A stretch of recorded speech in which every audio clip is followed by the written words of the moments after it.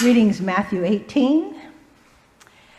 At that time, the disciples came to Jesus and asked, "Who is the greatest in the kingdom of heaven?" He called a child, whom he put among them, and said, "Truly, I tell you, unless you change and become like children, you will never enter the kingdom of heaven. Whoever becomes humble like this child is the greatest in the kingdom of heaven. Whoever welcomes one such child in my name welcomes me. Take care that you do not despise one of these little ones, for I tell you, in heaven their angels continually see the face of my Father in heaven.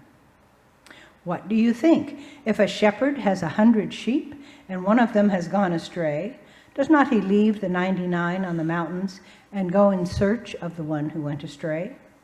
And if he finds it, truly I tell you, he rejoices over it more than the 99 that never went astray. So it is the will of your Father in heaven that not one of these little ones should be lost."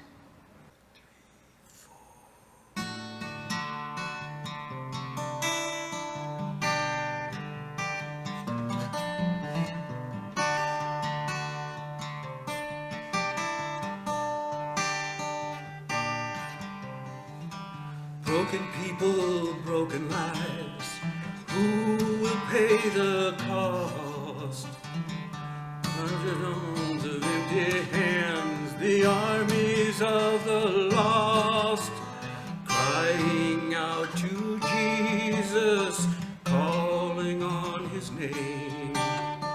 Jesus Christ, oh Jesus Christ, do we call in vain?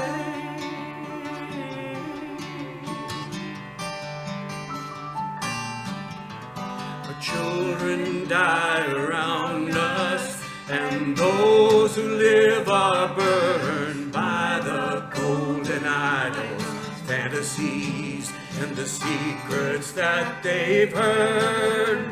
Striking out in anger, consume the serpent's tongue. Jesus Christ, oh Jesus Christ, hast thou forsaken us?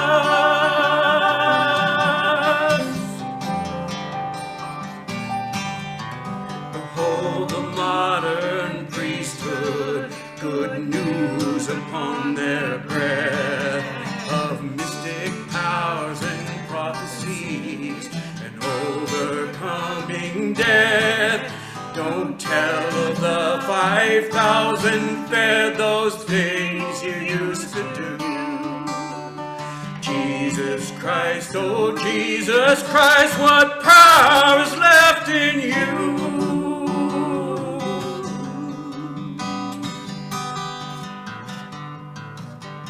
The heavens whisper thunder to the children of the ghost.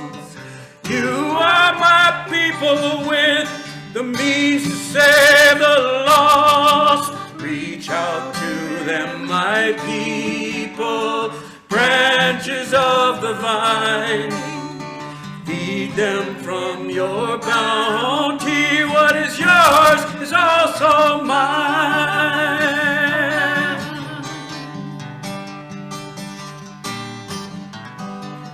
Lord our God is calling from the Spirit and the Word.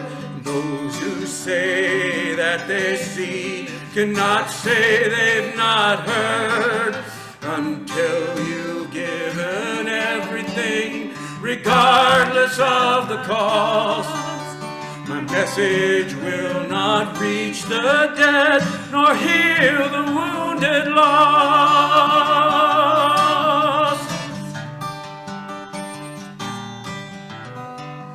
Reach out to Jesus.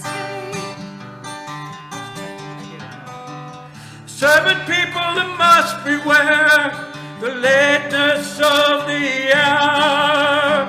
Crying out for Jesus, they're crying out to us. There is no cost too high to pay. We must feed them all.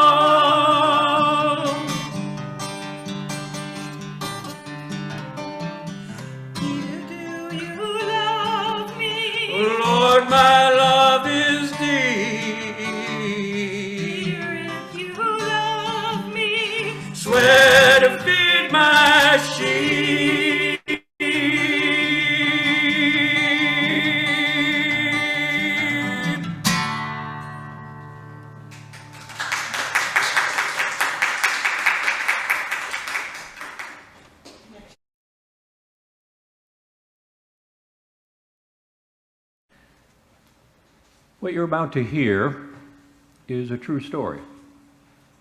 It actually happened. And it happened right here in our own community. 2 of the 3 people are very modest and don't want to be known and don't want to even be thanked. The other is vulnerable and is deserving of our compassion and respect for his vulnerability. So we will remain ignorant as to who he is. None of these 3 in this story will have their actual names used. But listen to the true story. It's a Saturday morning, still relatively early, and Jack and Carol are driving out of Ashland, headed to a nursery, of course, to buy some more plants. They approach the Jackson Road Railroad overpass, and as they do so, they notice, I don't know, he looks like a relatively young man, but he looks like he's walking like he's an old person, slumped over, head down, soaking wet from the rain of all night before. It was about 40 degrees. Jack and Carol drive past, and as soon as they do, Jack turns and said, "Did you see him?" Yes. "No, I mean, I don't feel right going on to the nursery with him back there." So they pull over to the side, watch for traffic both ways, circle, and come back. And as they do so, drive very slowly, not knowing really what the situation is and not wanting to startle him. They pull up near him, roll the window down. Jack says, "Anything we could do to help?"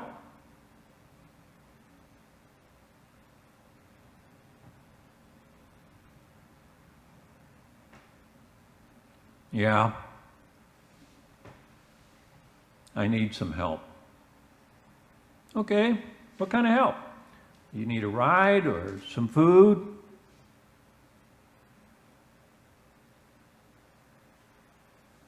"I'm cold." "Yeah, it is cold. And I'm hungry." "Well, why don't you get in the car?" So Carol jumps out, gets in the back seat, looks, see if they have any dry clothes or a blanket, and Jack asks the young man to get in the front seat so he can be closer to the heater. "Where do you want to go? Friends or family? Someplace we can take you?"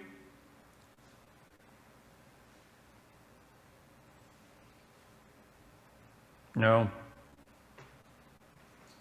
They say I can't stay with them anymore." "Oh. Is there a reason?" Jack asked. Because I don't take all of those pills."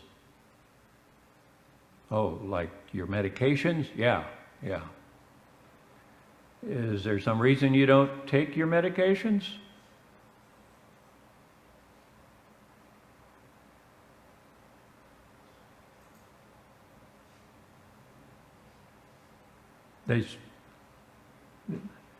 They say I'm bipolar. All I know is when I take those meds, they make me feel like I can't be me.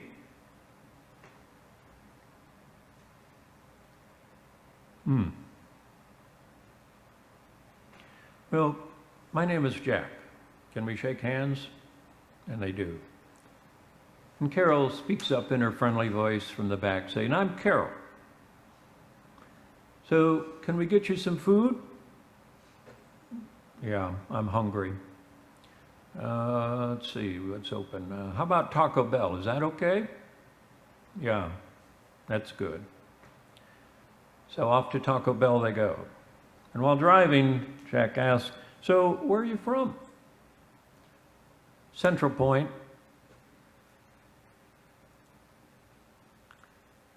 "So we could take you home No. They say I can't come home. They don't like me.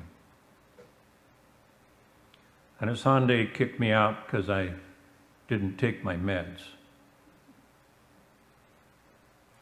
So how did you get to Ashland? Where are you headed? I was looking for the Pacific Crest Trail. I read about it. I thought it was someplace around the Ashland airport, so I walked there. Then it started raining. So then I found this kind of rock that I could sort of crawl under. But I got cold and wet and hungry. And by now, Taco Bell was inviting them in. Before they start to go in, Jack said, "Is there anybody we should call and let them know that you're okay?" Who cares? "Well, what about your mom?" "Well, she doesn't like me either." "Well, okay, maybe she doesn't like you, but she might worry about you. Is it okay if we just called her?" "Okay." Ring, ring. Poor imitation. "Hello," a woman answers. Jack introduces Carol and himself as being in the car with Nicholas, her son, and sitting in front of Taco Bell. "Well, I appreciate what you're trying to do. I really do. I don't know what else to do. He needs to take his meds, and he just won't do it." "Yeah, must be hard," Jack says. "Well, we'll get some food for him." "I appreciate it," she says. So Jack reaches in his billfold and gives Nicholas $20 and says, "Why don't you go in and get what you want?" Nicholas pulls away. "I don't want your money. Don't give it to me. I'd probably spend it on alcohol or drugs." "Well, what if we go into Taco Bell together then?" "Okay." So they go in, and they're met with all kinds of stares, which are directed at Nicholas, not Jack and Carol.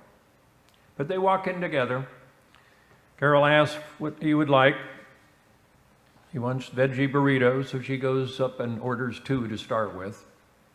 They find a table, and Carol brings the burritos, and he takes one and pushes it over to them, and he keeps the other. He said, No, Nicholas, we've already eaten at breakfast at home. They're both for you. Go ahead, eat them both." He doesn't eat them, he devours them. In between his gulps of bites, he says, "So, what do you guys do?" They talk about their respective professions. And then Jack leaves to go to the car and thinks there's a dry jacket in the trunk, finds one and brings it back in. In the meantime, Nicholas asks Carol, "You like butterflies?" She says, "Oh yeah, I like butterflies." He shows her his tattoo of a butterfly and asks if she has tattoos. She changes the subject by asking if his family went to Taco Bell. "Not really," he said. "It was cheaper to stay home and fix our food." He polished off the 2 tacos, doesn't take long, and they returned to the car. Jack and Carol started using their phone as resource searchers, trying to find every shelter they could. Found several, found 3 that had phone numbers actually listed, called all 3, and got no answer. Nicholas was just looking at him. They said, "Well, we didn't have any luck there. Where can we take you?" "To the library," he says.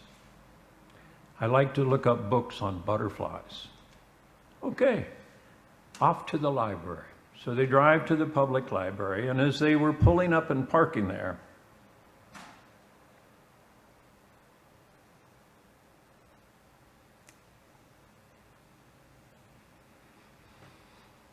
Jack puts his hand on Nicholas's shoulder. He said, "Nicholas, you're a good person. Don't let anybody ever tell you different." Nicholas smiles, gets out of their vehicle. He looks at them and he says, "You know, love is the best medicine." The end.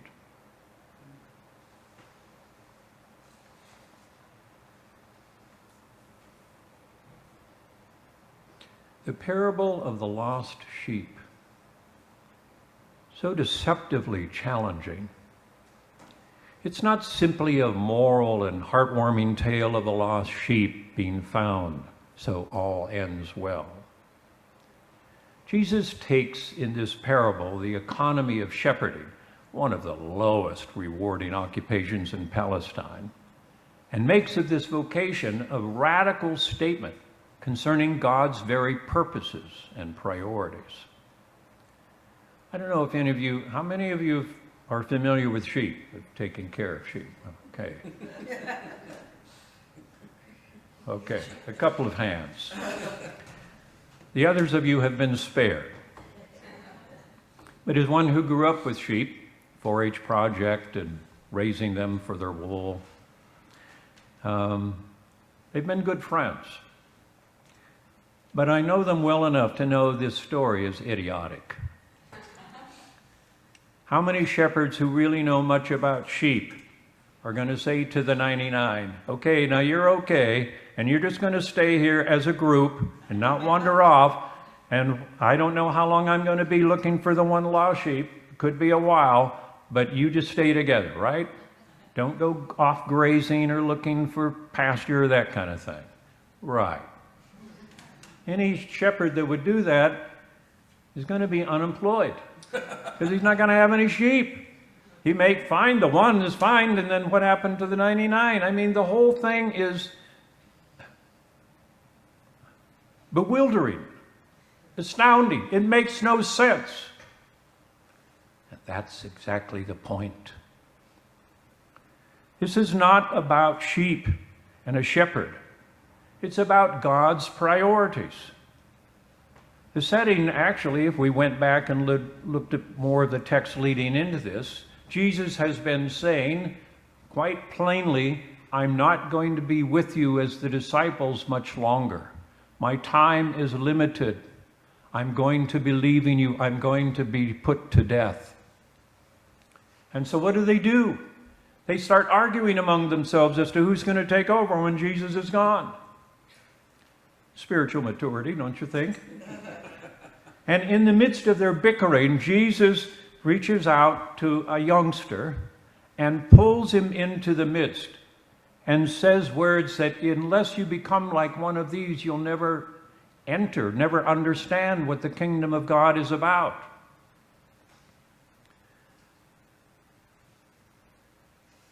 Scholars who are deeply knowledgeable about the function of children in Jesus' time speak very clearly that this is no sentimental Hallmark moment. None of this, "Oh, isn't that nice?" So touching. Children were property. You could buy and sell children on the open market. Just like women. They're all property. They're only good for what you can get out of them. To think that you would look upon a child as a gift of God was incredulous. That made no sense to them at all. So if we're going to understand this text, we have to understand the text for the text's sake, not what we, through our Hallmark eyes, want to read into it. So the story is shocking because Jesus is declaring that God's values are not leadership inventories or how to be an organized cluster of disciples. No, Jesus is reminding any with ears to hear that to follow him is to be a loser. Why? Because Jesus wants to hang out with the losers. If you are among those who are the least and the last and the lost and the little ones, even the dead, these are Jesus' delight and invite his passion.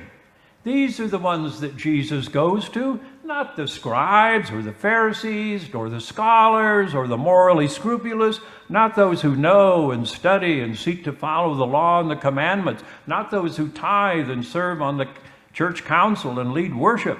Jesus seeks out those who don't expect to be sought out.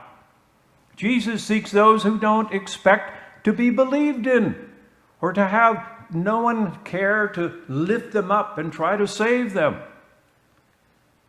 Now, there's nothing wrong with being active in a church and signing up to be worship leader or serve on the church council. Indeed, this church could probably welcome more people willing to step forward and do that.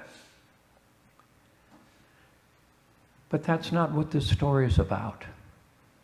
This story is about those who are lost, or who have been lost, or who would be willing to be lost, because that requires us to be willing to be loved when we doubt that we are deserving to be loved, willing to be found when we'd like to insist that we're really not lost. We know where we're going. Yeah, right. And when we finally reach the end, the bottom, we are met by somebody who picks us up and puts us across his shoulders and who hangs on to our feet and takes us all the way home.